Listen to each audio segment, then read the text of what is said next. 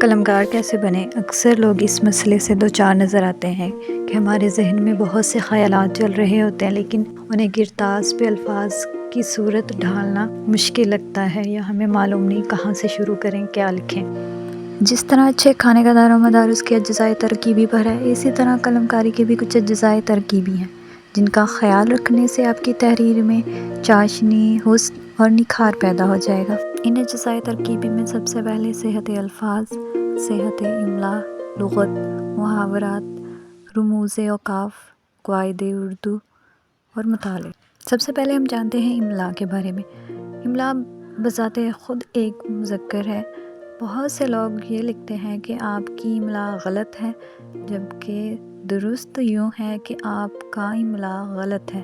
اور یہاں پہ ایک اور تصحیح میں کرتی چلوں کہ لوگ اس لفظ غلط کو غلط پڑھتے ہیں، یعنی کہ وہ غلط پڑھتے ہیں۔ یہاں آپ سکرین پہ کچھ الفاظ دیکھ رہے ہوں گے، ان کا غلط املا اور ان کا درست املا۔ لکھنے کے لیے ایک اور ضروری چیز لغت، یعنی آپ کے پاس الفاظ کا وسیع ذخیرہ موجود ہو۔ لغت میں اضافے کے لیے آپ مختلف لغات سے مدد لے سکتے ہیں۔ اس کے بعد بہت اہم چیز جس کی ہم بات کریں گے وہ ہے رموز اوقاف۔ رموز ریمز کی جمع ہے اور اوقاف وقف کی جمع ہے۔ رموز کے معنی ہے اشارہ یا علامت، اور وقف کے معنی ہے رکنا۔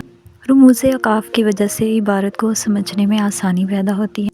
آپ کو تمام رموز اوقاف کے بارے میں تفصیلاً بتایا جائے گا۔